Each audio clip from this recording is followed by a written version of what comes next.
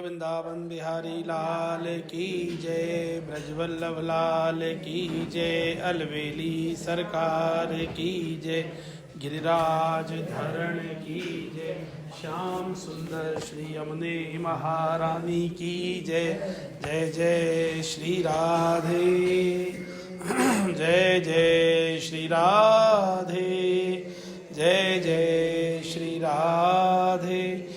गुरु चरणारविंद की जय। निताई गौर हरि बोल, हरि बोल, हरि बोल। मंगलाचरण।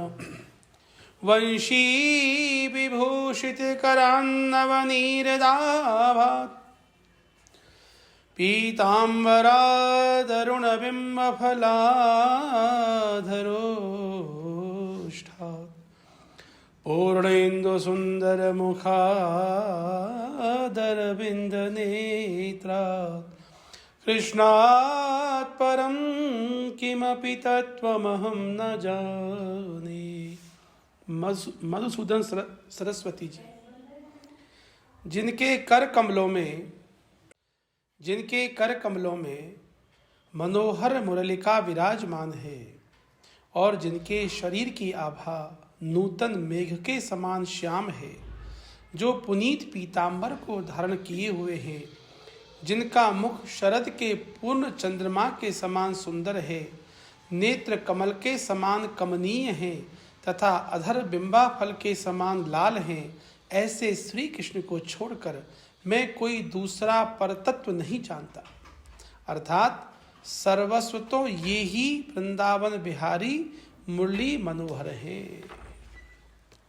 इष्ट प्रार्थना। कदा वृंदारण्ये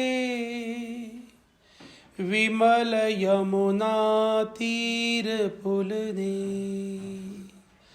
चरन्तं गोविंदं हलधर सुदामादि सहितम्, अये कृष्ण स्वामिन्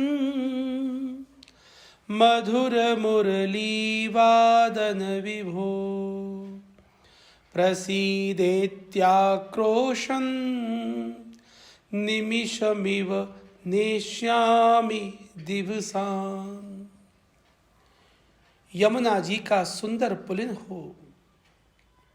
वृंदावन के सुंदर वनों में वंशी बजाते हुए हलधर और सुदामा आदि प्यारे गोपों के साथ आप विचरण कर रहे हों।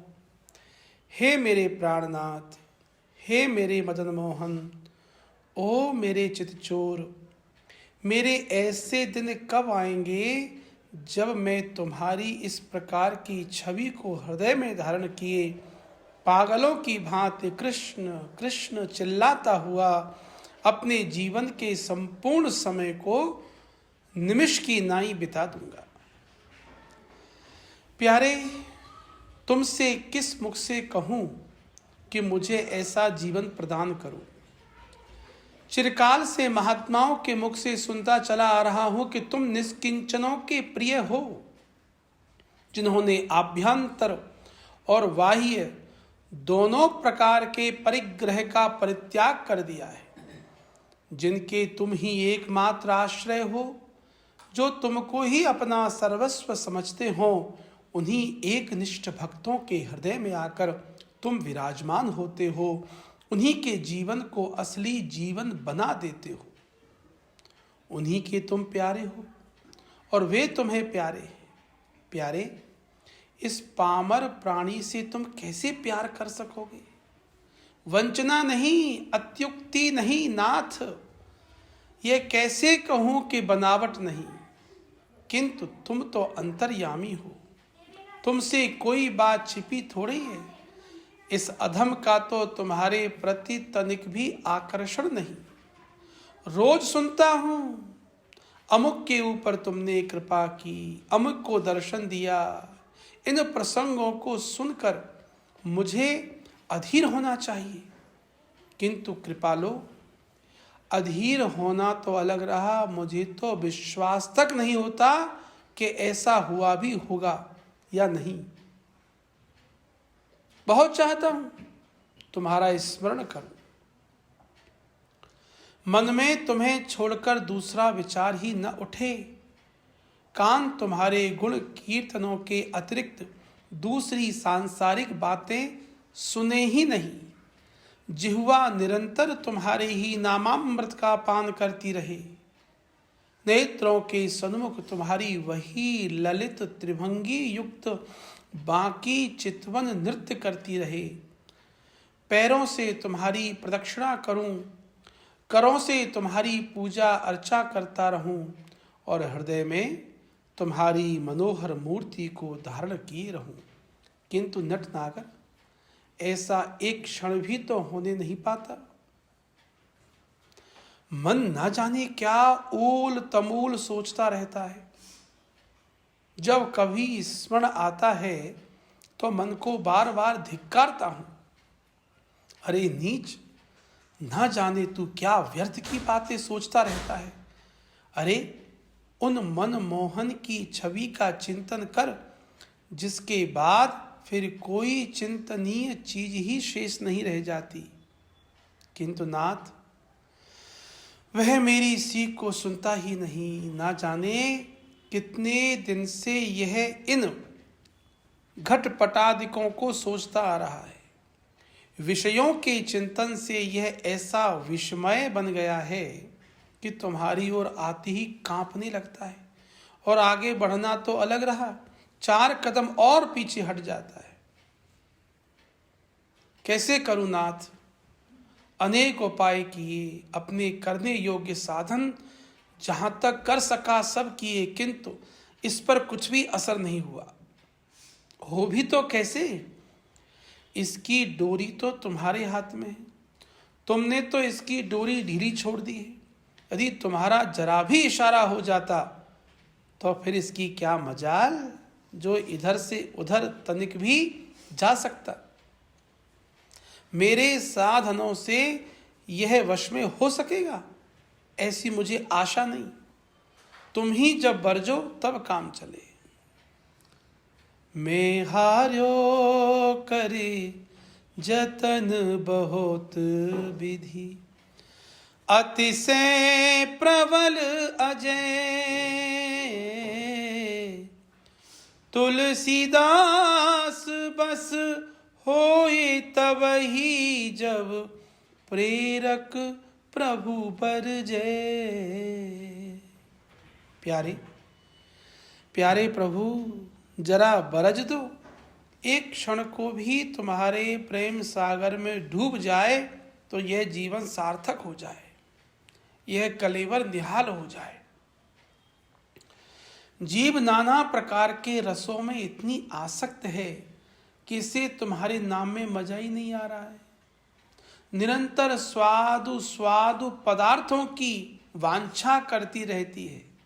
हठात इसे लगाता हूं किंतु बेमन का काम भी कभी ठीक होता है भला? नाथ, अब तो बस तुम्हारा ही आश्रय है। तुम्हारे प्रति अनुराग नहीं, विषयों से वैराग्य नहीं, जीवन में यथार्थ त्याग नहीं। जीवन क्या है? पूरा जंजाल बना हुआ है। चाहता हूं अनन्य होकर तुम्हारा ही चिंतन करूं, नहीं कर सकता। इच्छा होती है जीवन में यथार्थ त्याग हो, नहीं होता।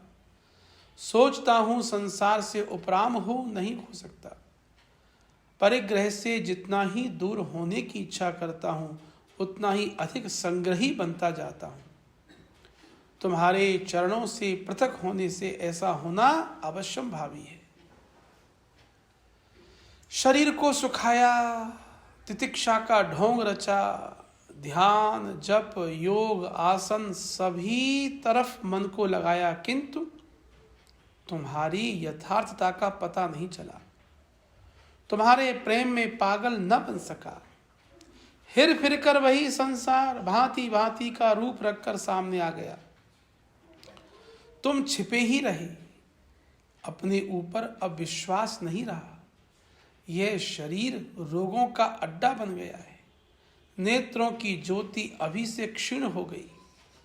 दंत खोखले हो गए, पाचन शक्ति कम हो गई, वायु के प्रकोप से शरीर के सभी अवयव वेदनामय बन गए, फिर भी यथार्थ जीवन लाभ नहीं कर सका। अब सब तरफ से हार कर बैठ गया हूं। अब तो एक यही बात सोच ली है, जो तुम कराओगे करूंगा, जहां रखोगे रहूंगा, जैसा नाच नचाओगे वैसा नाचूंगा। तो भी प्यारे, इस जीवन में एक ही साध है और वह साध अंत तक बनी ही रहेगी। एक बार सबको भूलकर तुम्हारे चरणों में पागलों की भांति लोटपोट हो जाऊं, यही एक हार्दिक वासना है। आहा, ये सभी सांसारिक वासनाएं जब क्षय हो जाएंगी, जब एकमात्र तुम ही याद आते रहोगे, सोते जागते आठों पहर तुम्हारी मनोहर मुरली की मीठी मीठी ध्वनि ही सुनाई देती रहेगी। तुम्हारी उस मंद मंद मुस्कान में ही चित्त सदा गोते लगाता रहेगा और मैं सभी प्रकार से लज्जा संकोच भय को त्याग कर पागलों का सा नृत्य करता रहूंगा। तब यह जीवन धन्य हो जाएगा, यह शरीर सार्थक हो जाएगा। हे नाथ, मुझे रोने का वरदान दो, रोता रहूं, पागल की भांति सदा रोऊं, उठते बैठते सोते जागते सदा इन आंखों में आंसू ही भरे रहें। रोना ही मेरे जीवन का व्यापार हो जाए। खूब रोऊं, हर समय रोऊं, हर जगह रोऊं और जोर से रोते रोते चैतन्य देव की भांति चिल्ला उठूं, हे देव, हे दयिति, हे भुवनैक बंधु, हे कृष्ण, हे चपल, हे करुणैक सिंधु, हे नाथ, हे रमण, हे नयनाभिराम, हा हा कदानुभवितासि पदं दृशोर्मे, हा हा कदानुभवितासि पदं दृशोर्मे।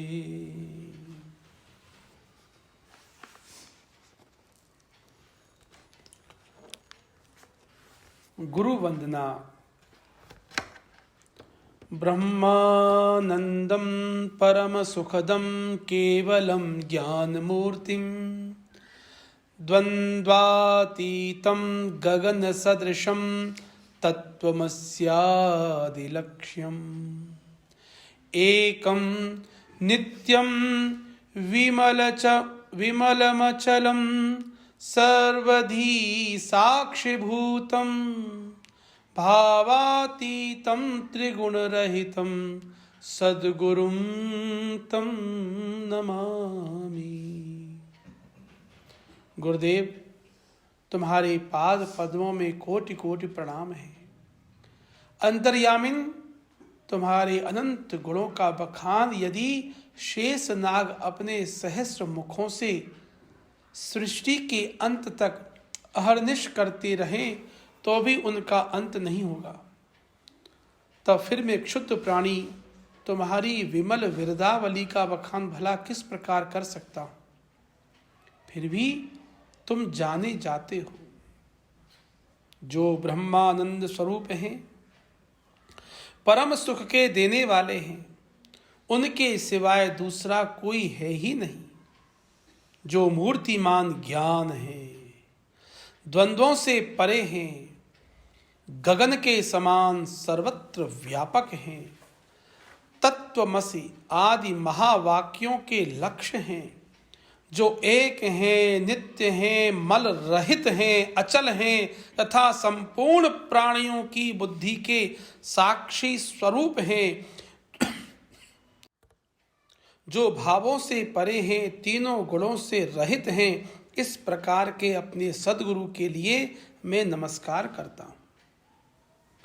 तुम अगम्य हो तो भी अधिकारी तुम तक पहुंचते हैं। तुम अनिर्वचनीय हो तो भी शिष्य प्रशिष्य परस्पर में मिलकर तुम्हारा निर्वचन करते हैं। तुम निर्गुण निराकार हो, फिर भी शिष्यों के प्रेमवश तुम सगुण साकार होकर प्रकट होते हो। मनीषी तुम्हारे तत्व को परोक्ष बतलाते हैं, तो भी तुम प्रत्यक्ष होकर शिष्यों की पूजा अर्चना को ग्रहण करते हो। हे गुरुदेव, इस प्रकार के तुम्हारे रूप को बार बार नमस्कार है। हे ज्ञानावतार, मेरी पात्रता अपात्रता का विचार न करना। पारस लोहे की पात्रता की ओर ध्यान नहीं देता, वह तो सामने आए हुए हर प्रकार के लोहे को स्वर्ण कर देता है, क्योंकि इसका स्वभाव ही लोहे को कांचन बनाना है। तुम्हारे योग्य पात्रता क्या इन पार्थिव प्राणियों में कभी आ सकती है? अपने स्वभाव का ही ध्यान रखना। तुम्हारे दयालु स्वभाव की प्रशंसा सुनकर ही मैं समिधा हाथ में लिए तुम्हारे चरणों में आया हूँ। हे वन्य पुष्प हैं, ये वन्य पुष्प हैं, अभी की लाई हुई ये कुशा है, ये सूखी समिधा है, यही मेरे पास उपहार है और संभवतया यही तुम्हें प्रिय भी होगा। हे निरपेक्ष, मेरी प्रार्थना स्वीकार करो, मुझे अपने चरणों में शरण दो। तुम्हारे पाद पद्मों में मेरा कोटि कोटि प्रणाम है। हे त्रिगुणातीत, मैं तुम्हारी दया का भिखारी हूँ। हम नेत्रहीनों को एकमात्र तुम्हारा ही आश्रय है। अज्ञान तिमिर ने हमारी ज्योति को नष्ट कर दिया है, इसे अपनी कृपा रूपी सलाका से उन्मीलित कर दो, जिससे हम तुम्हारी छवि का दर्शन कर सके। हे मेरे उपास्य देव, तुम्हें छोड़कर संसार में मेरा और कौन ऐसा हितैषी है? तुम ही एकमात्र मेरे आधार हो। हे अनाश्रित के आश्रय, मेरी इस बद्धांजलि को स्वीकार करो। ना तो मैं तैरना ही जानता हूँ, ना नाव खेना ही, फिर भी घोर समुद्र में बहा चला जा रहा हूँ। किधर जा रहा हूँ कुछ पता नहीं। बवंडर सामने से आता हुआ दिख रहा है, उससे कैसे बच सकूंगा कुछ पता नहीं। अब एकमात्र तुम्हारा ही आश्रय है। कर्णधार बनकर मेरी सहायता करोगे तभी काम चल सकेगा। तुम्हारे पधारने के अतिरिक्त निश्चिति का दूसरा मार्ग ही नहीं।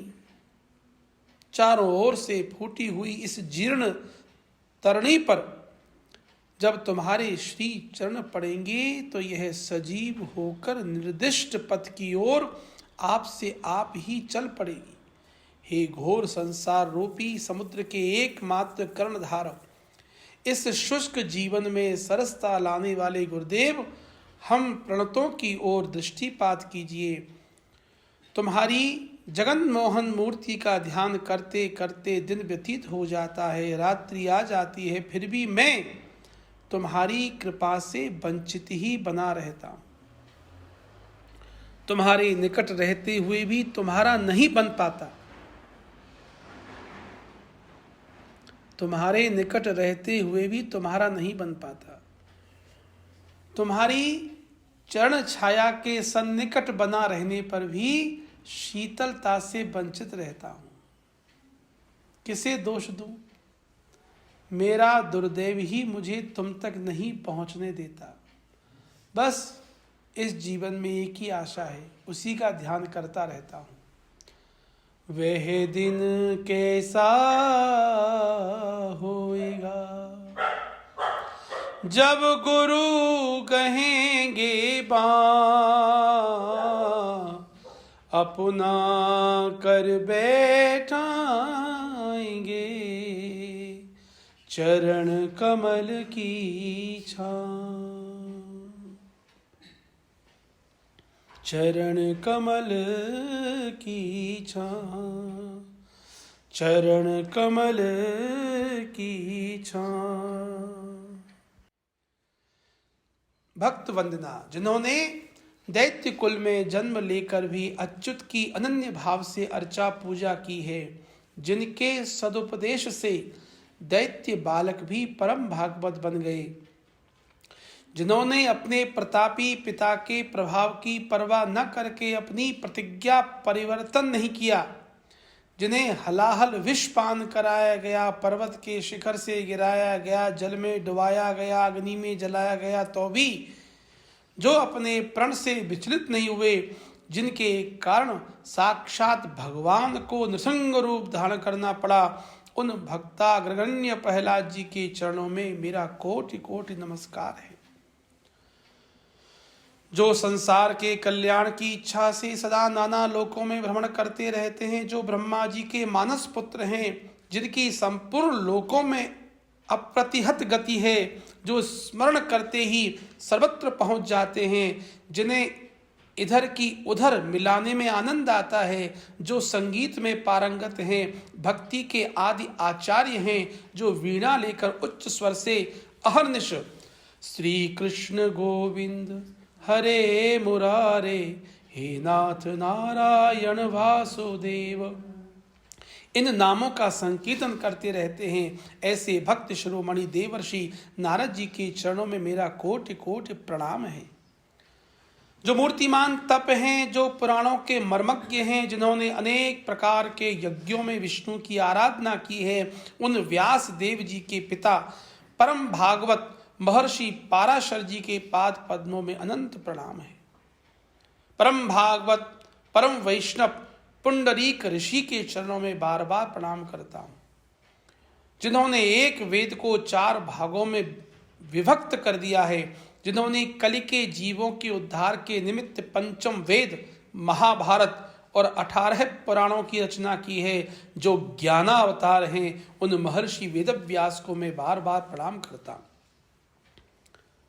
जिनकी वैष्णवता के प्रभाव को सूचित करने के निमित्त भगवान ने शरण में आए हुए महर्षि दुर्वासा की स्वयं रक्षा न करके उन्हीं के पास भेजा था, जिनके परम भागवत होने की प्रशंसा से पुराणों के बहुत से स्थल भरे पड़े हैं। उन राजर्षि अम्बरीश की चरण धूलि को मैं अपने मस्तक पर धारण करता हूं, जो संसारी माया के प्रभाव से बचने के निमित्त 12 वर्ष तक माता के गर्भ में ही वास करते रहे, जिन्होंने मरणासन्न महाराज परीक्षित को 7 दिनों में ही श्रीमद् भागवत की कथा सुनाकर मोक्ष का उत्तम अधिकारी बना दिया, उन अवधूत शिरोमणि महामुनि सुखदेव जी के चरणों में मैं श्रद्धा भक्ति के साथ प्रणाम करता हूं,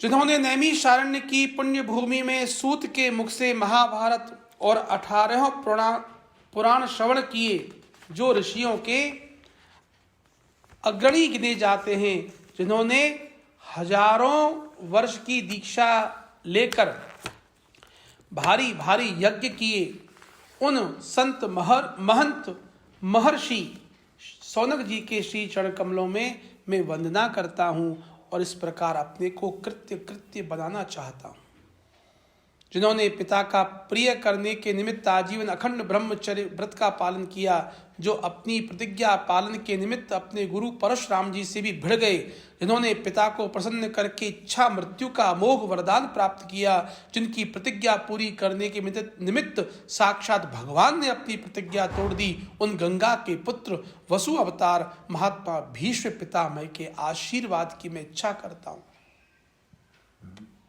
परम भागवत और परम वैष्णव दालभ्य ऋषि के चरण कमलों में मेरा कोटि कोटि नमस्कार है, जिन्होंने एकादशी व्रत के महात्म्य को संपूर्ण पृथ्वी पर स्थापित किया, जिनके धर्म के कारण स्वयं धर्मराज भी भयभीत होकर पितामह की शरण में गए और उन्हें धर्मच्युत कराने के निमित्त अद्वितीय रूप लावण्य युक्त मोहिनी नाम की एक सुंदरी को भेजा, जिन्होंने मोहिनी के आग्रह करने पर अपने इकलौते प्यारे पुत्र का सिर देना तो मंजूर किया, किंतु एकादशी व्रत नहीं छोड़ा। उन राजर्षि रुक्मांगद के प्रति मेरा कोटि कोटि प्रणाम है। जो भगवान के परम अंतरंग सखा गिने जाते हैं, भगवान की प्रेम पाती लेकर जो वृंदावन की गोपिकाओं को ज्ञानोपदेश करने गए थे और वहां से परम वैष्णव होकर लौटे थे, जो भगवान के तिरोभाव होने पर उनकी आज्ञा से नर नारायण के क्षेत्र में बद्रिकाश्रम में योग समाहित हुए थे, उन परम भागवत उद्धव जी के चरणों में मेरा अधिकाधिक अनुराग हो। जो अन्यायी भाई का पक्ष छोड़कर भगवान रामचंद्र जी के शरणापन्न हुए और अंत में लंकाधिपति बने, उन श्री रामचंद्र जी के प्रिय सखा अमर भक्त विभीषण को मैं नत होकर अभिवादन करता हूं, जिनका सारथ्य महाभारत के युद्ध में स्वयं भगवान ने किया, जो इसी शरीर से स्वर्ग में वास कर आए, जिन्होंने शंकर जी से युद्ध करके उनसे पाशुपतास्त्र प्राप्त किया, जिन्होंने अकेले गांडीव धनुष से 18 अक्षौहिणी वाले महाभारत में विजय प्राप्त कर ली,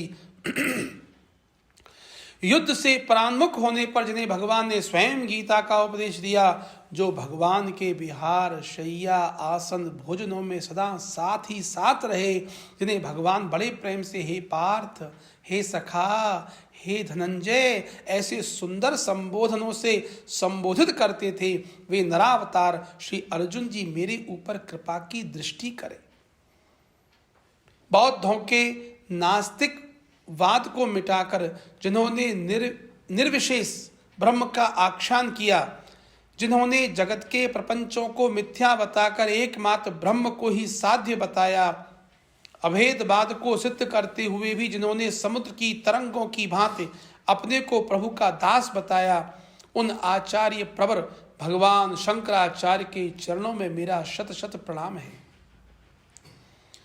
जिन्होंने भक्ति मार्ग को सर्वसाधारण के लिए सुलभ बना दिया, जो जीवों के कल्याण के निमित्त स्वयं नरक की यातनाएं सहने के लिए तत्पर हो गए, जिन्होंने गुरु के मना करने पर भी सर्वसाधारण के लिए गोपनीय मंत्र का उपदेश किया, उन विशिष्टाद्वैत के प्रचारक विष्णु भक्त भगवान रामानुजाचार्य के चरणों में मेरा प्रणाम है, जिन्होंने लुप्त हुए विष्णु संप्रदाय का उद्धार करके पुष्टि मार्ग की स्थापना की, जो गृहस्थ में रहते हुए भी महान विरक्त और आसक्ति रहित बने रहे, जिन्होंने वात्सल्योपासना की मधुरता को दिखाकर अपने को स्वयं गोप वंश का प्रकट किया, जिन्होंने बालक श्री कृष्ण की अर्चा पूजा को ही प्रधानता देते हुए सर्वतोभावेन आत्मसमर्पण को ही अंतिम ध्येय बताया, उन शुद्धाद्वैत के प्रचारक बालकृष्णोपासक भगवान वल्लभाचार्य के श्री चरणों में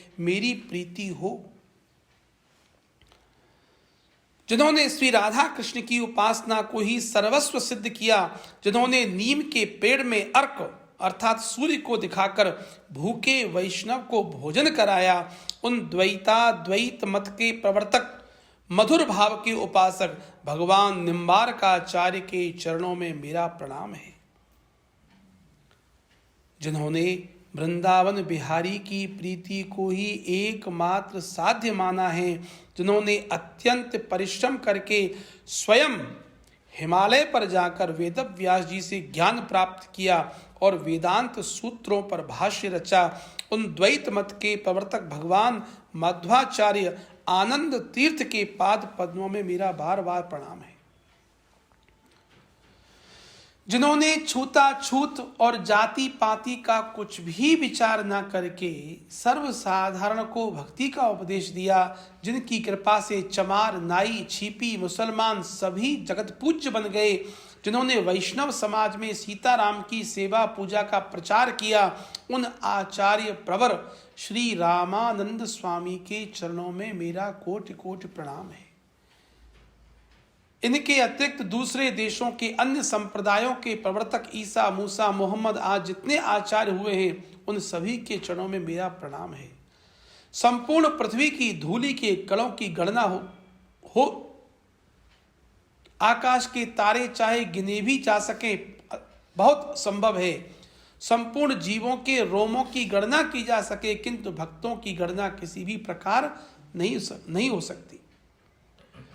सृष्टि के आदि से अब तक असंख्य भक्त होते आए हैं, उन सब के केवल नामों की ही गणेश जी जैसे लेखक दिन रात्रि निरंतर लिखते रहें तो महाप्रलय के अंत तक भी नहीं लिखा जा सकता। फिर मुझ जैसे अल्पज्ञ की तो बात ही क्या। शिव जी, नारद जी, ब्रह्मा जी, पांडव, सनत कुमार, इन भक्तों से लेकर सतयुग, त्रेता, द्वापर, कलयुग, इन चारों युगों में 18 मनवंतरों में असंख्यों कल्पों में जितने भक्त हुए उन सभी के चरणों में मेरा प्रणाम है। जिन्होंने सतयुग में कपिल रूप से भगवान का दर्शन किया है उन भगवत भक्तों के चरणों में प्रणाम। जिन्होंने त्रेता में राम रूप से भगवान का दर्शन किया है उन राम भक्तों के चरणों में प्रणाम। जिन्होंने व्यास रूप से द्वापर में भगवान के दर्शन किए उन भक्तों के श्री चरणों में मेरा प्रणाम। कल के रूप से जिन्होंने कलयुग में भगवान के दर्शन किए हैं और इस कलि के अंत में करेंगे उन सभी भक्तों के पाद पद्मों में मेरा कोटि कोटि नमस्कार।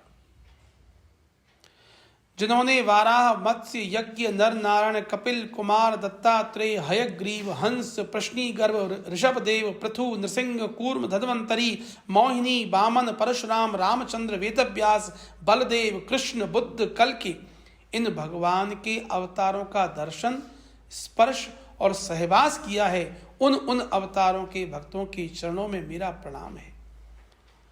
कलिकाल में पैदा हुए कबीर दास, नानक देव, दादू दयाल, पलटू दास, चरण दास, रैदास, बुल्ला, जगजीवन दास, तुलसीदास, सूरदास, मलूक दास, रामदास, निवृत्तिनाथ, ज्ञानदेव, सोपान देव, एकनाथ, तुकाराम आदि जितने भी महापुरुष भगवत भक्त हुए हैं उन सभी के चरणों में मेरा प्रणाम है।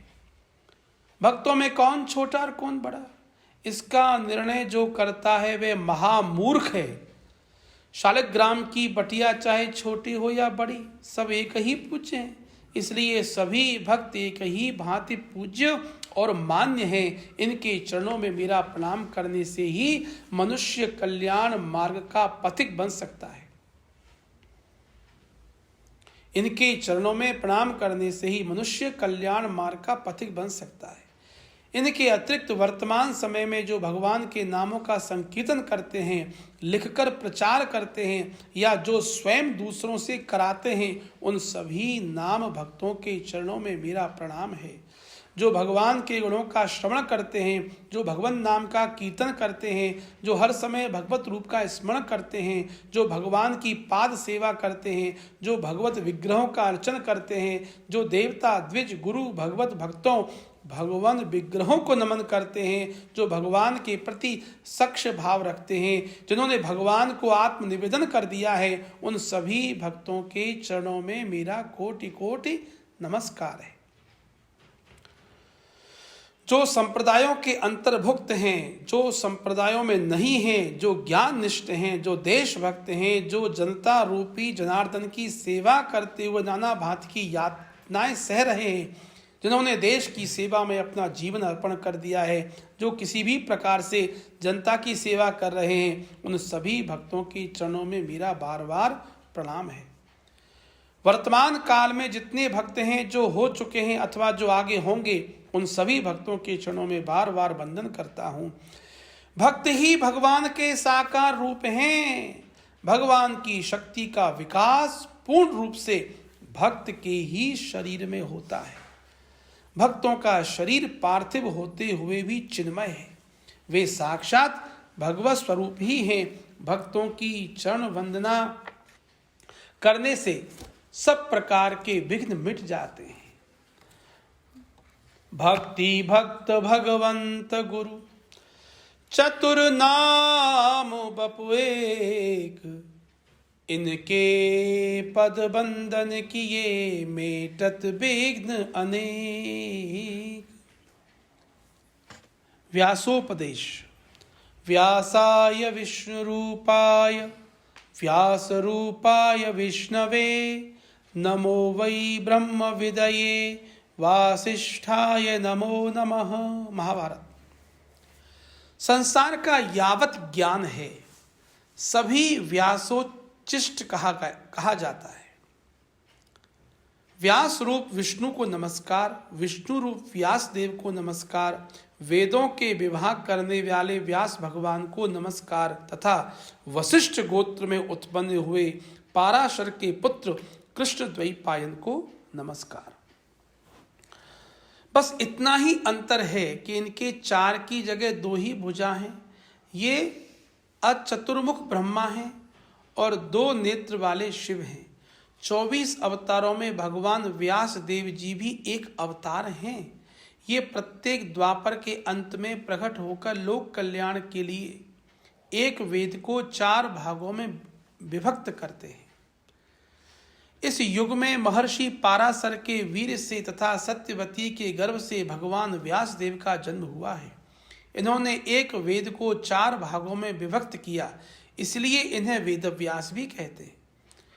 जब देखा कि कलयुग के जीव इतने पर भी ज्ञान से वंचित रहेंगे, तो इन्होंने संपूर्ण जीवों के कल्याण के निमित्त महाभारत की रचना की और 18 पुराणों का प्रचार किया। भगवान व्यासकृत इन सभी ग्रंथों में ऐसा कोई भी इहलौकिक तथा पारलौकिक विषय नहीं रहा है जिसका वर्णन भगवान व्यास देव ने न किया हो। राज धर्म, नीति धर्म, वृत्ति धर्म, वर्णाश्रम धर्म, मोक्ष धर्म, सृष्टि स्थिति प्रलय, शौच, सदाचार, गति अगति, कर्तव्य अकर्तव्य, सभी विषयों का वर्णन भगवान व्यास देव ने किया है। संसार में कोई भी ऐसी बात जिसका कोई कभी भी अनुभव कर सकता है, उसका सूत्र रूप से वर्णन भगवान व्यासदेव पहले ही कर चुके हैं। भगवान व्यासदेव ने बताया है कि काल की गति अव्याहत और एक रस है, जो पैदा हुआ है उसका कभी ना कभी अंत अवश्य ही होगा। दिन रात्रि सबके लिए समान रूप से आते जाते हैं। बुद्धिमान अपने समय का उपयोग काव्य शास्त्रों की अध्ययन और मनन में करते हैं। जो मूर्ख हैं वे सोने में, खाने पीने में या दूसरों की निंदा स्तुति में अपने समय का दुरुपयोग करते हैं। इसलिए व्यास देव जी उपदेश करते हैं कि मूर्खों की भांति समय बिताना ठीक नहीं। अपने समय का दुरुपयोग कभी मत करो, उसका सदा सदुपयोग ही करते रहो। सदुपयोग कैसे हो, इसके लिए वे उपदेश करते हैं। इतिहास पुराणानि तथाख्यानानि यानि च महात्मनां च चरितं श्रोतव्यं नित्यमेव च। मनुष्यों को इतिहास, पुराण, दूसरी सुंदर कहानियां, महात्माओं के जीवन चरित्र, इनका नित्य प्रति श्रवण करना चाहिए। अब आइए इस बात पर थोड़ा विचार करें कि इन उपर्युक्त विषयों के श्रवण से क्या लाभ और इनमें यथार्थ वस्तु क्या है। आर्य शास्त्रों में 2 ही इतिहास या महाकाव्य माने गए। एक तो भगवान व्यासकृत महाभारत इतिहास, दूसरा भगवान वाल्मीकि कृत आदि काव्य रामायण।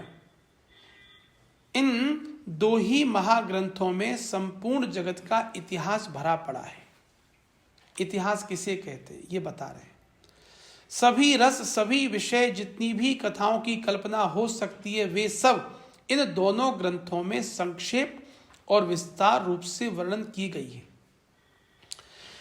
इन महाग्रंथों में आर्य जाति के महापुरुषों का ही इतिहास नहीं है, किंतु संपूर्ण जगत का इतिहास भरा पड़ा है। जिस प्रकार गंगा, यमुना, समुद्र, पर्वत, ग्रह, नक्षत्र ये सृष्टि के अंग हैं, उसी प्रकार से ग्रंथ भी नित्य और सनातन है। जैसे पृथ्वी पर जन्म धारण करने वाला इच्छा से अथवा अनिच्छा से बिना श्वास लिए रह नहीं सकता, उसी प्रकार सभ्य जाति के ज्ञान पिपासु पुरुष इन महाकाव्यों के ज्ञानोपार्जन के बिना रह नहीं सकते। फिर चाहे वे प्रत्यक्ष रूप से इन ग्रंथों का अध्ययन करें अथवा इनके आधार पर बनाए हुए अन्य भाषा के ग्रंथों से, वे इस ज्ञान से वंचित रह नहीं सकते, क्योंकि नित्य सनातन ज्ञान तो एक ही है और उसका आख्यान युग के अंत में व्यास रूप से भगवान ही कर सकते। इसलिए भगवान व्यासदेव प्रतिज्ञा करके कहते हैं, जो मैंने महाभारत में वर्णन किया है वही सर्वत्र है, जिसका यहाँ वर्णन नहीं हुआ उसका कहीं वर्णन हो ही नहीं सकता। हिंदू जाति आदिकाल से इन प्राचीन आख्यानों को सुनती आई है। ये आख्यान अनादिकाल से ऐसे ही चले आए हैं और अंत तक इसी तरह चले जाएंगे, इसलिए इनका श्रवण सदा करते रहना चाहिए। अब दूसरी बात आई पुराण। पुराण किसे कहते हैं? पुराण अनादि हैं और असंख्य हैं, किंतु भगवान व्यास देव ने उन्हें 18 भागों में संग्रह कर दिया। इनमें छोटे से छोटे पुरुषार्थ का तथा परम से परम पुरुषार्थ का वर्णन है। शौच कैसे जाना चाहिए, शौच के अनंतर कितनी बार बाएं हाथ को, कितनी बार दाएं हाथ को, दोनों हाथों को मिलाकर धोना चाहिए, कुल्ला कितनी बार करना चाहिए, दातुन कितनी अंगुल का हो, इत्यादि छोटे से छोटे विषयों से लेकर मोक्ष तक का वर्णन पुराणों में किया गया है। पुराण ही आर्य जाति के असली प्राण हैं। प्राणों के बिना प्राणियों का जीना असंभव हो भी सकता है।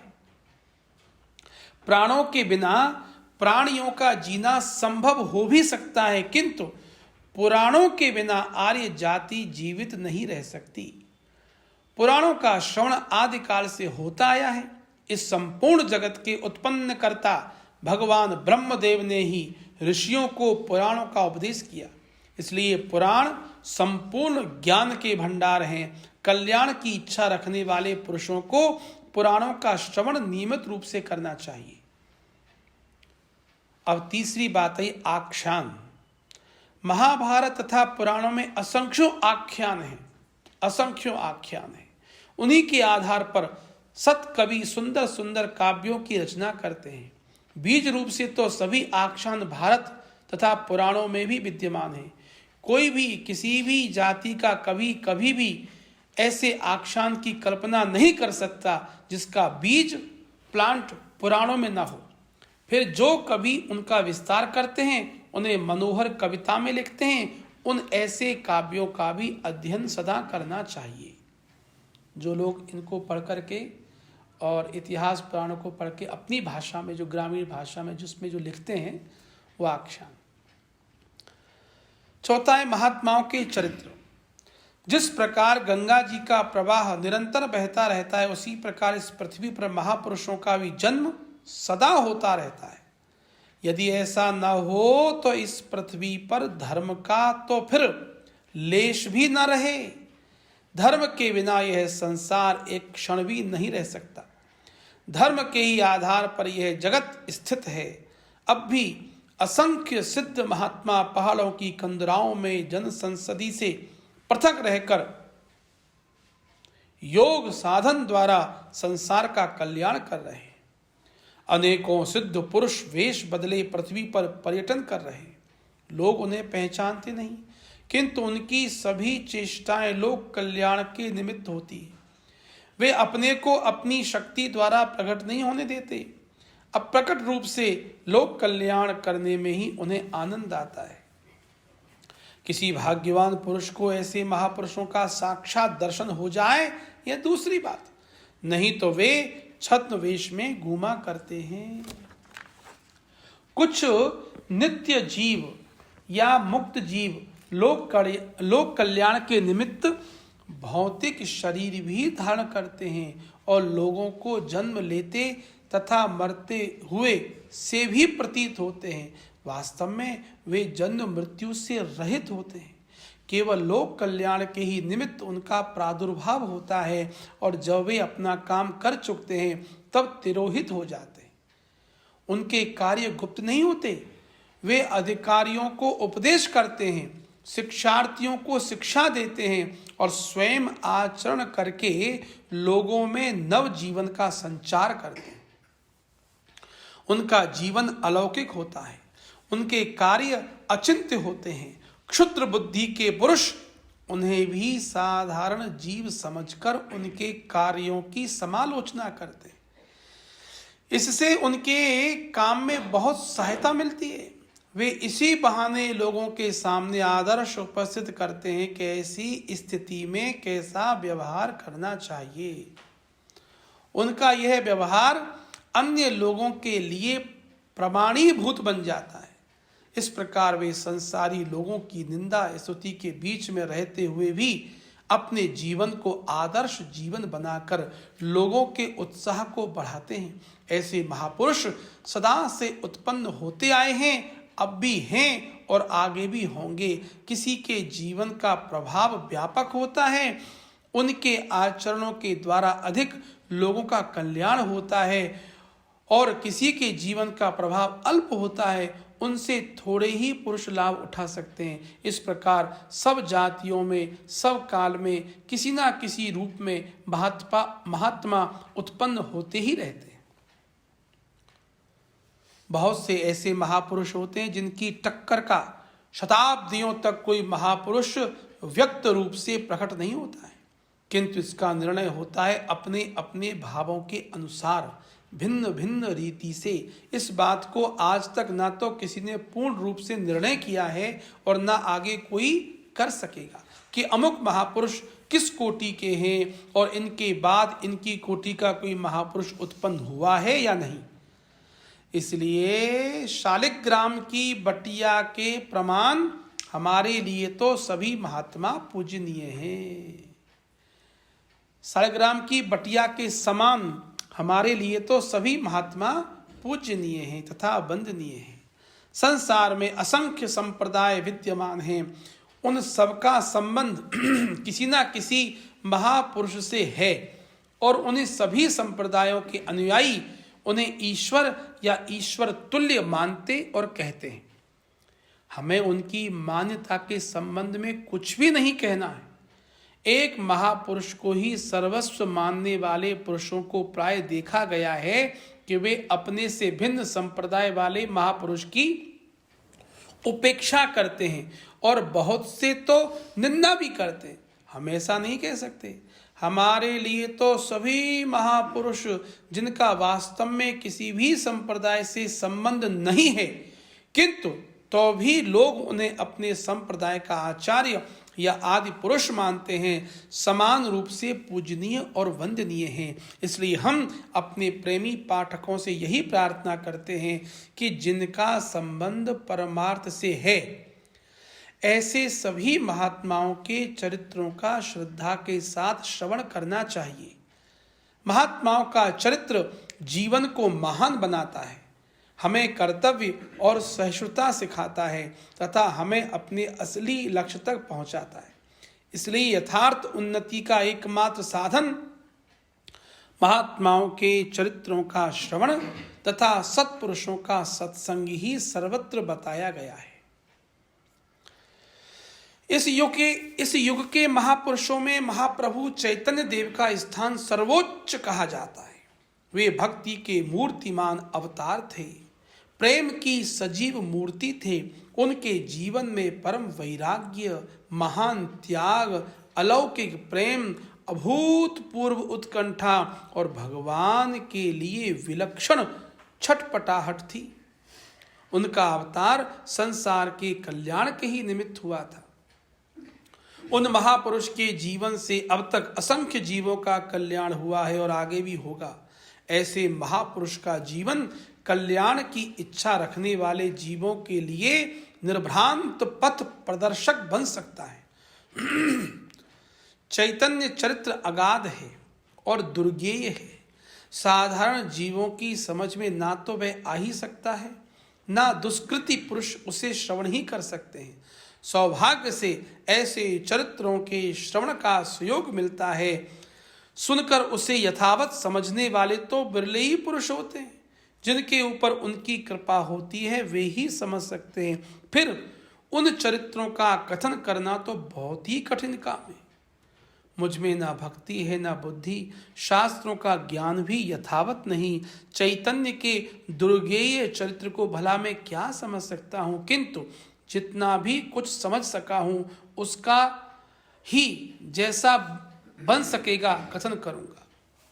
मुझे पूर्ण आशा है कि कल्याण मार्ग के पथिकों को मेरी इस टूटी फूटी भाषा से अपने साधन में बहुत कुछ सहायता मिल सकेगी, क्योंकि चैतन्य चरित्र इतना मधुर है कि वे चाहे कैसी भी भाषा में लिखा जाए उसकी माधुरी कम नहीं होने की। चैतन्य कालीन भारत। पहले यहाँ कैसी सुंदर नगरी थी, उसका राजा कैसा महान था और उसका राज्य कितनी दूर तक फैला हुआ था।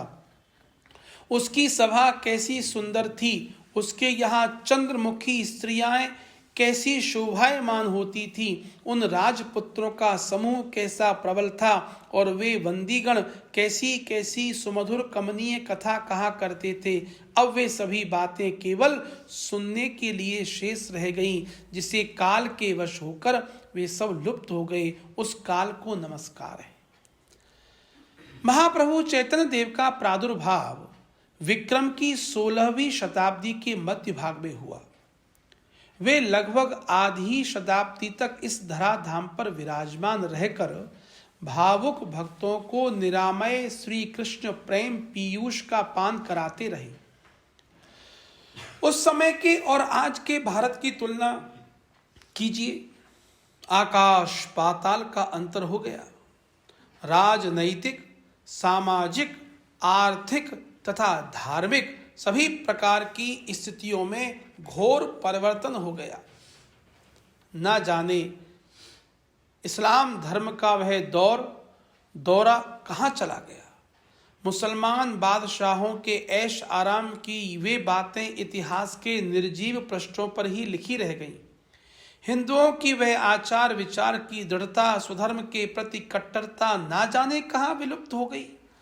उस समय लाखों सती स्त्रियां अपने पतियों के मृतक शरीरों के साथ हंसते हंसते जीवित ही जल जाती थीं। इसे 20वीं शताब्दी का महिला मंडल कब स्वीकार करने लगा। ना जाने 1 रुपए के 8 मन चावलों की बात किसी ने वैसे ही लिख दी थी। क्या इसका अनुमान इस युग के मनुष्य कठिनता से कर सकेंगे। भक्तों का वह आदर्श प्रेम, कृष्ण भक्ति की वह निष्कपटता, सेवा पूजा में उतनी श्रद्धा और रति इन 20वीं शताब्दी के सांप्रदायिक पक्षपात से पूर्ण हृदय वाले भक्तों के मन में कब देखने में आ सकती है। वे बातें तो समय के साथ ही विलुप्त हो गई। वह असली प्रेम तो उन महापुरुषों के साथ ही चला गया। अब तो सांप की लकीर शेष रह गई है, उसे चाहे जैसे पीटते रहो। सांप तो निकल गया, वह तो उसी समय की रागनी थी। महाकवि भवभूति ने ठीक ही कहा है, समय एव करोति बला बलम प्रणि गदंत इतीव शरीरिणाम शरद हंस रवा परुषी कृतस्वर मयूर मयूरमणीयताम। अर्थात समय ही अच्छा और बुरा बनाने में कारण है। मयूरों का स्वर वर्षा में ही भला मालूम पड़ता है और हंसों का शरद ऋतु में ही सचमुच समय की गति बड़ी ही विलक्षण है। महाप्रभु श्री चैतन्य देव का प्राकट्य जिस काल में हुआ वह समय बड़ा ही विलक्षण था। उस युग को महान क्रांति युग कह सकते हैं। उस समय संपूर्ण भारतवर्ष में चारों ओर राजनीतिक, सामाजिक, धार्मिक सभी प्रकार की घोर क्रांति मची हुई थी। उस समय तक प्राय ऐसी मान्यता थी कि जो दिल्ली के सिंहासन पर विराजमान है वही संपूर्ण भारत का सर्वश्रेष्ठ नरपति है। दिल्ली का सिंहासन ही भारतवर्ष को दिग्विजय करने का मुख्य चिन्ह था। उस समय दिल्ली के सिंहासन पर लोधी वंश का अधिकार था, किंतु उस वंश के बादशाहों में अब वीरता पराक्रम बिल्कुल नहीं रहा था। लोधी वंश अपनी अंतिम सांसों को जैसे तैसे कष्ट के साथ पूर्ण कर रहा था। अफगान सरदार लोधी वंश का अंत करने पर तुले हुए थे, इसलिए उन्होंने काबुल के बादशाह बाबर को दिल्ली के सिंहासन के लिए निमंत्रित किया। बाबर जैसा राज्य लोलुप बादशाह ऐसे स्वर्ण समय को हाथ से कब खोने वाला था। पंजाब का शासक दौलत खां उसका पृष्ठपोषक था। ईस्वी सन 1526 में बाबर ने भारतवर्ष पर चढ़ाई की और पानीपत के इतिहास प्रसिद्ध रणक्षेत्र में इब्राहिम लोधी को परास्त करके स्वयं दिल्ली का बादशाह बन बैठा और उसके पश्चात उसका पुत्र हुमायूं दिल्ली के तख्त पर बैठा। इधर राजपूताने में राणा सांगा ने हिंदू धर्म की दुहाई देकर बाबर के विरुद्ध बलवा आरंभ किया। दोनों में घोर युद्ध हुआ, किंतु मैदान बाबर के ही हाथ रहा। राणा सांगा परास्त होकर भाग गए। पंजाब में भी छोटी मोटी 50 रियासतें बन गईं। उनमें के पहाड़ी राजा तो प्राय सभी अपने को स्वतंत्र ही समझते थे। पहाड़ों में छोटी छोटी 20 स्वतंत्र रियासतें थीं। इधर दक्षिण में विजयनगर का अंत हो चुका था। बहमनी वंश का अंत होते ही अहमदनगर, बीजापुर, गोलकुंडा, बीदर, बरार ये 5 रियासतें एकदम अलग हो गई। बंगाल, बिहार, तिरहुत तथा उड़ीसा में भी छोटी छोटी बहुत सी मुसलमानी तथा हिंदुओं की नई रियासतें बन गई। इस प्रकार संपूर्ण भारतवर्ष में पूर्व से पश्चिम तक, उत्तर से दक्षिण तक भारी राज क्रांति मची हुई थी। सैकड़ों छोटे छोटे राज्य परस्पर में एक दूसरे से लड़ते भिड़ते रहते थे। सभी एक दूसरे को नीचा दिखाने के लिए जी जान से प्रयत्न करते। कभी तो किसी मुसलमानी रियासत को दबाने के लिए मुसलमानों में से दूसरे वंश के सरदार किसी पराक्रमी हिंदू राजा की सहायता से उन पर चढ़ाई कर देते और कभी किसी हिंदू राज्य को नष्ट करने के निमित्त 2 मुसलमान सरदार मिलकर उस पर धावा बोल देते। संपूर्ण भारत में कोई एक छत्र शासक नहीं था। वह राज्य परिवर्तन का समय था, जिसमें भी बल पराक्रम हुआ, जिसके भी अधीन बलवान सेना हुई, वही उस प्रांत का शासक बन बैठा और दिल्ली के बादशाह ने भी उसे उसी समय शासक स्वीकार कर लिया। ऐसी तो उस समय राजनीतिक परिस्थिति थी। अब सामाजिक परिस्थिति पर भी थोड़ा विचार करें। मुसलमान को यहाँ आए सैकड़ों वर्ष हो चुके थे, फिर भी हिंदू अपनी कट्टरता पर ही तुले हुए थे। वे अब तक मुसलमानों के साथ किसी भी प्रकार का संसर्ग नहीं करते थे। जिनका तनिक भी मुसलमानों से संसर्ग हो जाता, जो भूल कर भी कभी मुसलमानों के हाथ की कोई वस्तु खा लेता, वह एकदम समाज से बहिष्कृत कर दिया जाता। फिर उसके उद्धार का समाज के पास कोई उपाय नहीं था। संस्कृत विद्या का आदर था, पंडितों की व्यवस्था की मान्यता थी। समाज में बस व्यवस्था के विरुद्ध कोई आवाज नहीं उठा सकता। ब्राह्मणों का फिर भी बहुत अधिक प्रभाव था। उच्च वर्ण वाले नीच वर्ण वालों के साथ अत्याचार भी कम नहीं करते थे। इसलिए नीच समझे जाने वाले करोड़ों मनुष्य हिंदू धर्म को अंतिम तिलांजलि दे देकर इस्लाम धर्म की शरण में जा रहे थे। बंगाल में इसका प्रचार और प्रभाव अन्य प्रांतों की अपेक्षा अत्यधिक था। इस प्रकार हिंदू समाज और प्राचीन वर्णाश्रम धर्म चारों ओर से छिन्न भिन्न हो रहा था। धार्मिक स्थिति तो उस समय की महान ही जटिल थी। लोगों में यज्ञ यागादिकों के प्रति जो शंकराचार्य के पश्चात कुछ रुचि हुई थी, वह तांत्रिक और शाक्त पद्धतियों के प्रचार के कारण फिर से लुप्त होती जा रही थी। वैदिक कर्मों के प्रति मनुष्य उदासीन बनते जा रहे थे। दिन रात जगत मिथ्या है, इन वाक्यों को सुनते सुनते लोग उगता से गए। वे मस्तिष्क की विद्या के ऊपर मस्तिष्की विद्या से ऊब कर कुछ हृदय के आहार की तलाश में थे। सतियों में भी वह पति प्रेम नहीं रहा। लोग प्रथा को स्थिर रखने के निमित्त कहीं कहीं तो अनिच्छा पूर्वक जबरदस्ती विधवा स्त्री को उसके पति के साथ जला देते थे। निम्न श्रेणी के पुरुष भगवत प्राप्ति के अनधिकारी समझे जाते। उन्हें किसी भी प्रकार के धार्मिक कृत्यों के करने का अधिकार प्राप्त नहीं था। इस प्रकार संपूर्ण भारत एक नूतन धार्मिक पद्धति का इच्छुक था। लोग नीरस पद्धतियों से ऊबकर सरस पद्धति चाहते थे। ऐसे समय में भारत के भिन्न भिन्न प्रांतों में बहुत से महापुरुष एक साथ उत्पन्न हुए। उन सभी ने अपने अपने प्रांतों में वैष्णव धर्म का प्रचार किया। इसलिए हम इस युग को वैष्णव युग कह सकते हैं। सबसे पहले काशी में श्री स्वामी रामानंद जी महाराज हुए। वैरागी संप्रदाय के यही आदि आचार्य समझे जाते हैं। इन्होंने भगवत भक्ति में जाति पाति का बंधन मेट दिया। इन्होंने सभी जातियों को समान रूप से भगवत भक्ति करने का अधिकार प्रदान किया। इनका सूत्र था, हरि को भजे सो हरि का होए, जाति पात पूछे ना कोई। इनके बाद इनके 12 मुख्य शिष्य हुए, जिनमें चमार, जुलाहे, छिपी, नाई आदि सभी अधिकांश में छोटी ही जाति के थे। इन सब में महात्मा कबीर बहुत ही प्रसिद्ध हुए, परम उच्च स्थिति के महापुरुष। इनके उच्च तत्वों का संपूर्ण भारतवर्ष के ऊपर समान भाव से प्रभाव पड़ा। ये महापुरुष परम ज्ञानी, आदर्श भक्त, अद्वितीय अनुरागी और सबसे बड़े निर्भीक थे। इस हेतु से प्राय उच्च जाति के लोग डाह के कारण इनके द्वेषी बन गए। महात्मा रैदास, नामदेव जी आदि परम भक्त भी उसी काल में उत्पन्न हुए। इन सभी ने रूपांतर भेद से वैष्णव धर्म का प्रचार किया। कबीर पंथ वैष्णव धर्म का ही विकृत और रूपांतर मात्र है। इधर उसी समय पंजाब में गुरु नानक देव जी भी हुए। ये कबीरदास जी के समकालीन ही थे।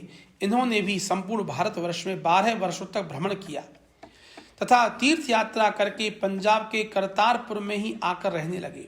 इनके उपदेशों का लोगों पर बड़ा भारी प्रभाव पड़ता था, इसलिए लाखों मनुष्य इनके उपदेशों को सुन सुनकर इनके शिष्य अथवा सिख बन गए। आगे चलकर गुरु गोविंद सिंह जी ने इन्हीं सब का एक सिख संघ भी बना दिया। इनके बड़े पुत्र श्री चंद्र जी भी एक बड़े त्यागी, तेजस्वी, प्रभावशाली महापुरुष थे। उन्होंने विरक्तों को उपदेश दिया, इसलिए उनके अनुयायी अपने को उदासी कहने लगे।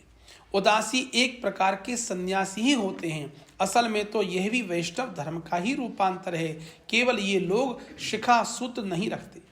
वैसे उदासी संप्रदाय में भगवत भक्ति ही मुख्य समझी जाती थी। अब तो उदासी संप्रदाय भी विचित्र ही बन गया है। इधर दक्षिण में महात्मा समर्थ गुरु रामदास जी ने भी राम भक्ति का प्रचार किया। उनके प्रधान शिष्य छत्रपति महाराज शिवाजी केवल राज्य लोलुप लड़ाकू शूरवीर ही नहीं थे, वे परम भागवत वैष्णव थे। उनके युद्ध का प्रधान उद्देश्य था हिंदू धर्म रक्षण, गौ ब्राह्मणों का प्रतिपालन। इनके द्वारा महाराष्ट्र में भजन कीर्तन और भगवत भक्ति का खूब प्रचार हुआ।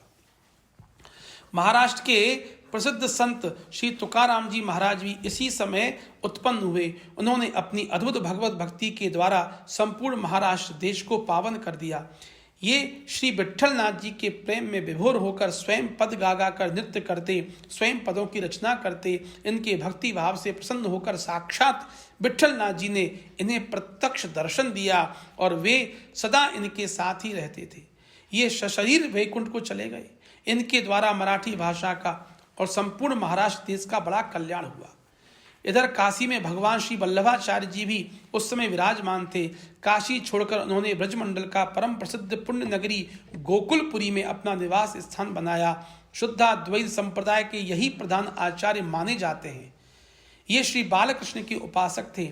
इनके द्वारा देश के विभिन्न स्थानों में श्री कृष्ण भक्ति का खूब ही प्रचार हुआ। इनके शिष्य अधिकांश धनी ही पुरुष थे। गुजरात, काठियावाड़ की ओर इनके संप्रदाय का अत्यधिक प्रचार हुआ। इनके 7 पुत्र थे। उन सभी ने वैष्णव धर्म का खूब प्रचार किया। इसी समय बंगाल में श्री चैतन्य महाप्रभु का प्राकट हुआ। चैतन्य के पूर्व बंगाल की क्या दशा थी और चैतन्य के देव के द्वारा उसमें किस प्रकार परिवर्तन हुआ, इन सभी बातों का परिचय पाठकों को अगले अध्यायों में लग जाएगा। चैतन्य कालीन बंगाल। यत्र यत्र च मद्भक्ताः प्रशान्ताः समदर्शिनः साधवः समुदाचारास्ते पूयन्त्यपि कीकटाः। भगवान कहते हैं, जिन स्थानों में प्रशांत और समदर्शी मेरे भक्त निवास करते हैं, वे देश चाहे अपवित्र ही क्यों ना हो, उनकी चाहे कीकट संज्ञा ही क्यों ना हो, किंतु उनके वहां उत्पन्न होने और निवास करने से वे देश परम पवित्र बन जाते हैं। श्रीमद् भागवत में कीकट देश की परिभाषा की गई है, जहां काला हिरन स्वेच्छा से विहार न करता हो, जहां ब्राह्मणों की भक्ति न होती हो और जहां शुचि, पवित्र सज्जन और विद्वान पुरुष निवास न करते हों, वे ही देश अपवित्र है। एक स्थान पर कीकट देशों के नाम भी गिनाए गए। अंग बंग कलिंगेशु सौराष्ट्र मगधेशु च तीर्थ यात्रां विना गत्वा पुनः संस्कार मर्हति। अर्थात अंग देश, बंग देश, कलिंग देश, सौराष्ट्र, मगध देश, यदि इनमें तीर्थ यात्रा बिना चला भी जाए तो उसे फिर से संस्कार करना चाहिए। पूर्व काल में ऐसी मान्यता थी कि बंग देश में प्रवेश करते ही ब्राह्मण अपवित्र हो जाता है। महाभारत में स्थान स्थान पर इसका उल्लेख आया है। यहाँ तक कि तीर्थ यात्रा के समय पांडव के साथ जो ब्राह्मण थे वे बंग देश की सरहद आते ही उनके साथ से लौट गए। तीर्थ यात्रा के निमित्त भी उन्होंने बंग देश में जाना उचित नहीं समझा। इसमें असली रहस्य क्या है, इसे तो सर्वज्ञ ऋषि ही समझ सकते हैं, किंतु आजकल तो कोई इस प्रकार का आग्रह करने लगे तो उसे पागल खाने में भेजने के लिए सभी लोग सहमत हो जाएंगे। जहाँ पर ऐसे देशों में ना जाने के संबंध में वाक्य मिलते हैं वहाँ ऐसे भी अनेकों प्रमाण भरे पड़े हैं कि भगवत भक्ति की लीला स्थली कोटि तीर्थों से भी बढ़कर पावन बन जाती है। जिस भूमि को महाप्रभु गौरांग देव, परमहंस रामकृष्ण देव, विजय कृष्ण गोस्वामी, जगत बंधु ऐसे भगवत भक्तों ने अपनी पद धूलि से पावन बनाया हो, जिसमें राजा राम मोहन राय, महर्षि देवेंद्र नाथ ठाकुर तथा ब्रह्मानंद केशव चंद्र जैसे भगवत भक्त समाज सुधारक उत्पन्न हुए हों, जिस भूमि ने देश बंधु चित्तरंजन दास जैसे देशभक्त को जन्म दिया हो, आज भी जिनमें अरविंद जैसे योगी, रविंद्र जैसे विश्व कवि, जगदीश चंद्र बसु जैसे जगत विख्यात विज्ञानवेत्ता और सुभाष चंद्र जैसे अनन्य देशभक्त संपूर्ण भारत का मुख उज्जवल कर रहे हों, उस देश को हम अब कीकट देश कैसे कह सकते हैं? जब होगा तब रहा होगा। आज तो वही देश परम पावन बना हुआ है। श्री चैतन्य देव की लीला भूमि के लिए भावुक भक्तों के हृदय में ब्रज भूमि से कम आदर नहीं है। नवद्वीप तो भक्तों के लिए पूर्व वृंदावन ही बना हुआ है, जहां श्री कृष्ण चैतन्य देव जैसे परम भावुक और साक्षात प्रेम की सजीव मूर्ति प्रेमावतार महापुरुष का प्राकट हुआ हो। उसका महत्व वृंदावन के सदृश होना ही चाहिए। बंगाल भाव प्रधान देश है।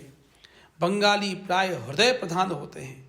उन्हें ललित कलाओं से बहुत अनुराग है। वे प्रकृति प्रिय हैं। उनका हृदय प्रकृति के साथ मिला हुआ है। प्रकृति में होने वाले परिवर्तनों का उनके हृदय पटल पर गहरा प्रभाव पड़ता है। वे भावुक होते हैं। इसका प्रमाण उनके रहन सहन में, खान पान तथा उत्सव पर्वों में प्रत्यक्ष मिलता है। बंगला भाषा का अधिकांश साहित्य भावुकता प्रधानी है। उनमें उपन्यास, नाटक, ललित काव्य आदि विषयों का ही प्राधान्य है।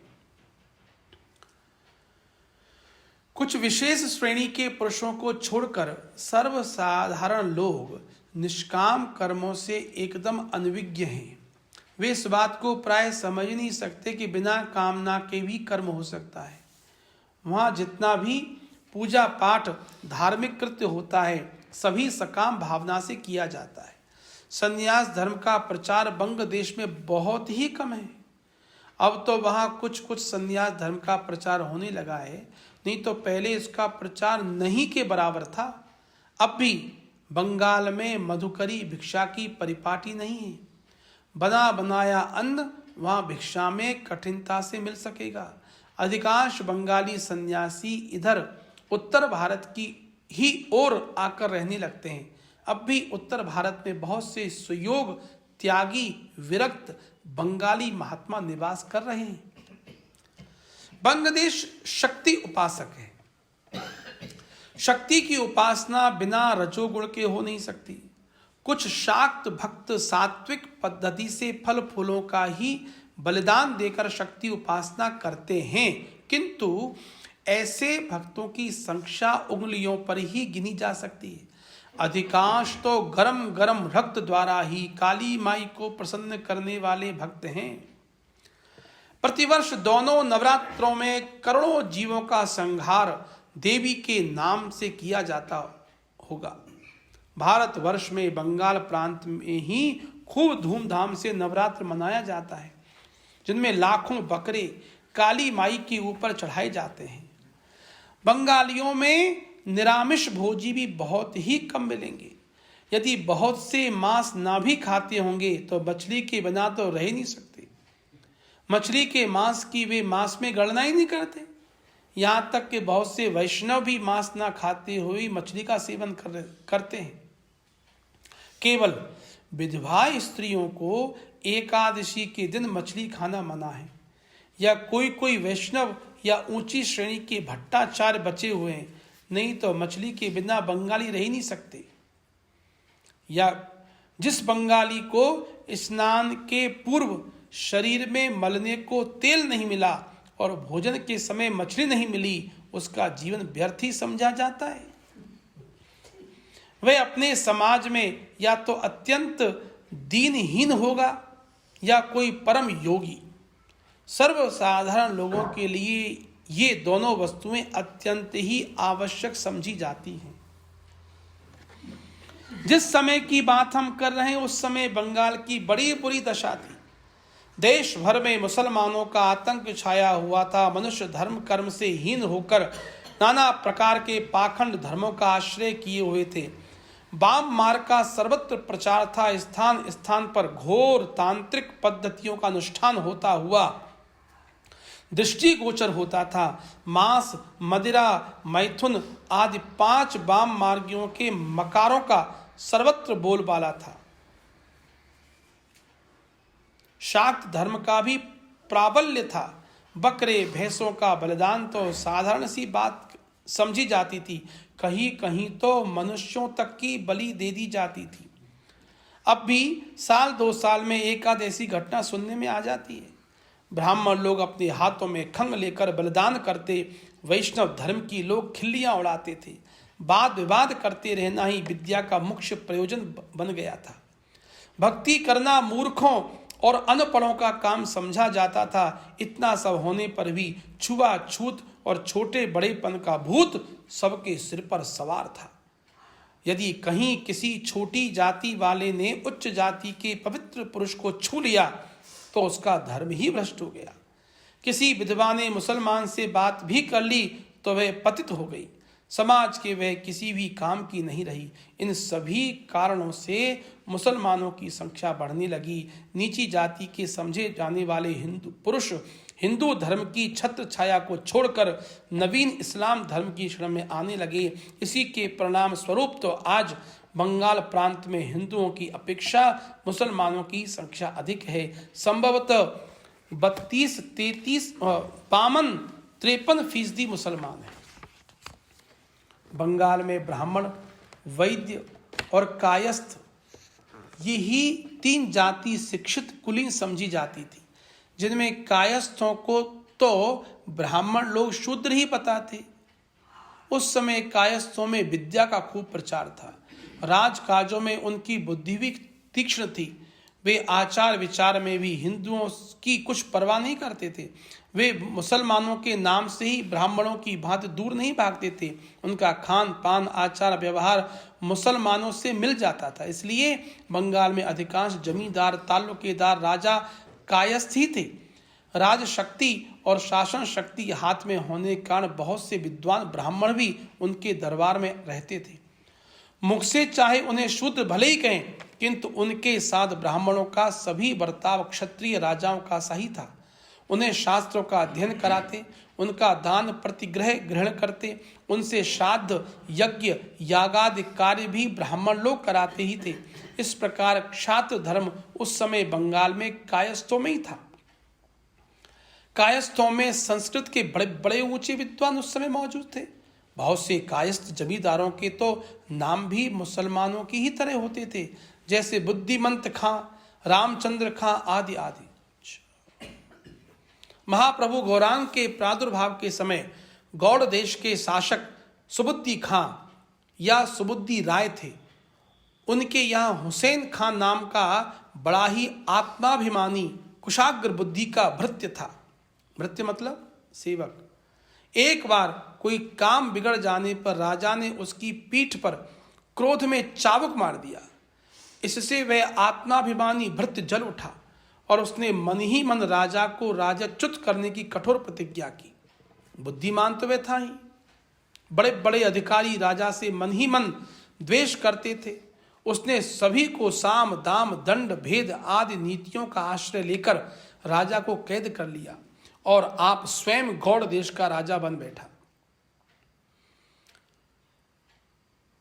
सुबुद्धि राय जब हुसैन खां के बंदी थे तब उसकी स्त्री ने उसे सलाह दी कि इसे जान से मार दो, किंतु हुसैन खां इतनी नीच प्रकृति का मनुष्य नहीं था। उसने कहा, चाहे इसने मेरे साथ कैसा भी बर्ताव किया हो, आखिर तो यह मेरा स्वामी रहा है और मैंने इसका नमक खाया है, मैं इसकी जान नहीं लूंगा। यह कहकर उसने राजा को छोड़ दिया, किंतु उसने अपने झूठे मिट्टी के बर्तन का पानी जबरदस्ती उसके मुंह में डाल दिया। राजाच्युत धर्मभ्रष्ट हुए सुबुद्धि राय ने गौड़ देश के पंडितों से इस पाप के प्रायश्चित की व्यवस्था चाही। धर्म के मर्म को भली भांति जानने वाले विद्वान ब्राह्मणों ने बहुत ही बढ़िया व्यवस्था बताई। उन्होंने कहा, इस पाप का प्रायश्चित प्राण त्याग के अतिरिक्त दूसरा कोई है ही नहीं। सो भी प्राणों का त्याग या तो गर्म घृत पान करके किया जाए या धान के तुषारों में धीरे धीरे सुलगाकर शरीर जलाया जाए। पता नहीं उस समय की क्या परिस्थिति थी। वैसे स्मृतियों में तो अंत्यज अथवा म्लेच्छ के बर्तन का जल पी लेने पर घी दूध दधी उपवास करके कई प्रकार के प्रायश्चित बताए हैं। इसके लिए जलकर प्राण त्याग देना तो कहीं मिलता ही नहीं। हाँ, द्विजों को शराब पी लेने पर तो जरूर प्राण त्याग का विधान कहीं कहीं पाया जाता है। कायस्थ क्षत्र बंधु तो अवश्य ही है। संभव है उन्होंने शराब ही पी ली हो या सदा पीते रहे हो, इसी कारण पंडितों ने ऐसी व्यवस्था दी हो। जो भी कुछ हो, इस व्यवस्था में कोई आंतरिक रहस्य जरूर रहा होगा। जन्म से राज सुखों को भोगने की आदि और ऐश आराम में पले हुए सुबुद्धि राय की बुद्धि ने इस व्यवस्था को स्वीकार नहीं किया। वे कोई और हल्की व्यवस्था लेने के निमित्त वाराणसी के पंडितों के पास गए। काशी के पंडित भी कोई घाट थोड़े थे। शास्त्रों का अध्ययन तो उन्होंने भी किया था। उन्होंने भी उसी व्यवस्था को बहाल रखा। प्राण त्यागने में असमर्थ सुबुद्धि खां इधर उधर भटकते हुए अपने जीवन को बिताने लगे। कालांतर में जब महाप्रभु चैतन्य वाराणसी पधारे तब ये उनका नाम सुनकर उनके शरणापन्न हुए और अपनी संपूर्ण कथा कह सुनाई। सब कुछ सुनकर प्रभु ने आज्ञा दी, अनिच्छा पूर्वक प्राणों के त्याग से कोई लाभ नहीं।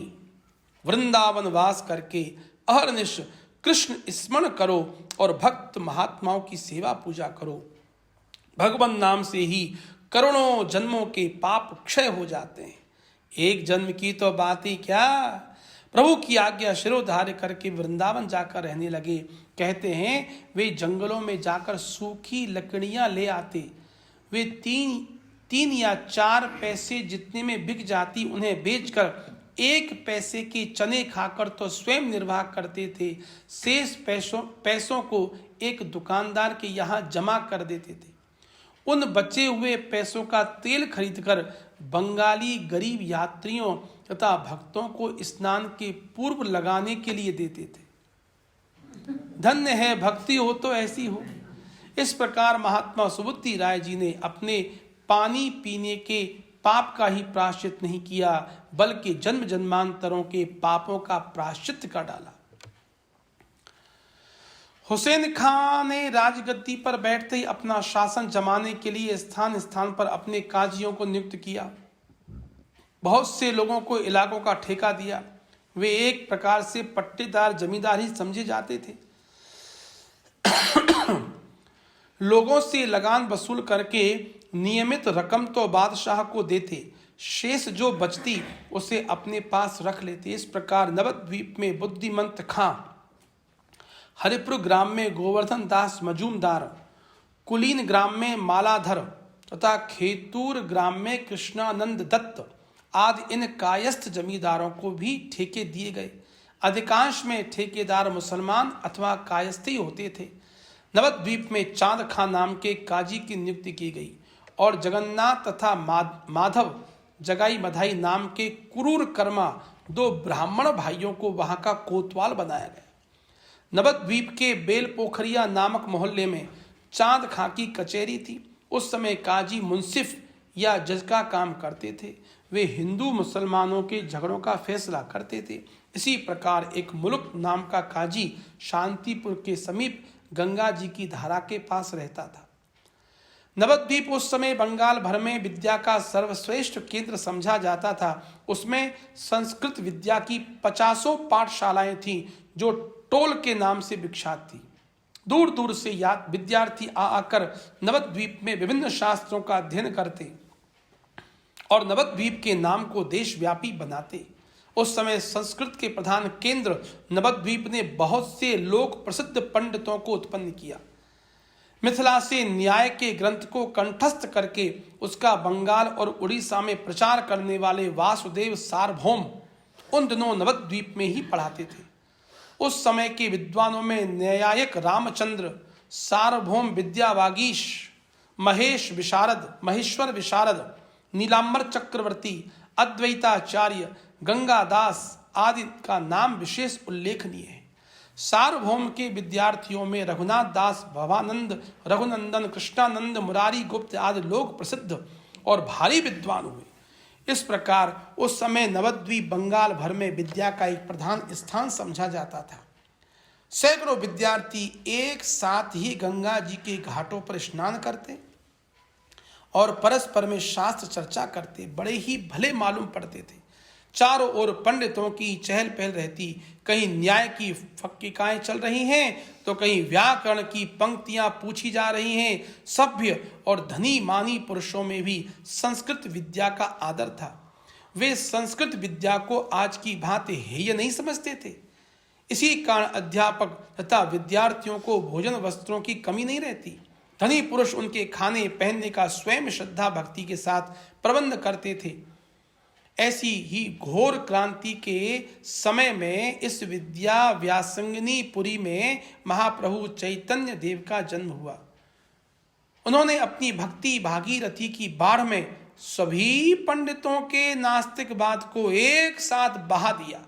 उनके भक्ति भाव के ही कारण नवद्वीप भावुक भक्तों का अड्डा और भक्ति का महान केंद्र बन गया। वंश परिचय।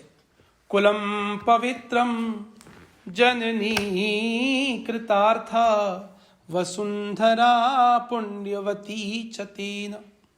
वह कुल परम पावन है, वह जननी धन्य है, वह वसुंधरा भाग्यशालिनी है जहाँ पर भगवत भक्त महापुरुष उत्पन्न हुआ हो। सचमुच में माता होना तो उसी का सार्थक कहा जाता है जिसके गर्भ से भगवत भक्त पुत्र का जन्म हुआ हो। जन्म और मृत्यु ही जिसका स्वरूप है, ऐसे इस परिवर्तनशील संसार में गर्भ धारण तो प्राय सभी योनि की माताएं करती हैं, किंतु सार्थक गर्भ उसी का कहा जा सकता है जिसके गर्भ से उत्पन्न हुए पुत्र के ऊपर हरि भक्तों की मंडली में हर्षद ध्वनि होने लगे, जिसके दर्शन मात्र से भक्तों के शरीर में स्तंभ, स्वेद, रोमांच, स्वरभंग आदि सात्विक भावों का उदय आप से आप होने लगे, अथवा जिसके ऊपर विद्वान अथवा शूर वीरों की सभा में सभी लोगों की समान भाव से उसी के ऊपर दृष्टि पड़े। परस्पर में लोग उसी के संबंध में कानाफूसी करें। असल में वही पुत्र कहलाने योग्य है और उसे गर्भ में धारण करने वाली माता ही सच्ची माता है। वैसे तो शूकरी कुकरी भी साल में 10-20 बच्चे पैदा करती है, किंतु उनका गर्भ धारण करना केवल मात्र अपनी वासनाओं की पूर्ति का विकार मात्र ही है। इसी भाव को लेकर कोई कवि बड़ी ही मार्मिक भाषा में माता को उपदेश करता हुआ कहता है, जननी जने तो भक्त जन, जननी जने तो भक्त जन, या दाता या शूर, नाही तो जननी बाझ रहे, क्यों खोवे है नूर। भाग्यवती शची माता ने ही यथार्थ में माता शब्द को सार्थक बनाया, जिसके गर्भ से विश्वरूप और श्री कृष्ण चैतन्य जैसे 2 पुत्र रत्न उत्पन्न हुए। श्री कृष्ण चैतन्य अथवा महाप्रभु को पैदा करके तो वे जगन माता ही बन गई। गौरांग जैसे महापुरुष को जिन्होंने घर में धारण किया हो, उन्हें जगन माता का प्रसिद्ध पद प्राप्त होना ही चाहिए। महाप्रभु गौरांग देव के पूर्वज श्री हट्ट हिलहट निवासी थे। यह नगर आसाम प्रांत में है और बंगाल से सटा हुआ ही है।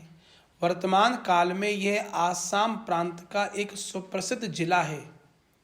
इसी श्रीहट नगर में भारद्वाज वंशीय परम धार्मिक विद्वान उपेंद्र मिश्र नाम के एक तेजस्वी कुलीन ब्राह्मण निवास करते थे।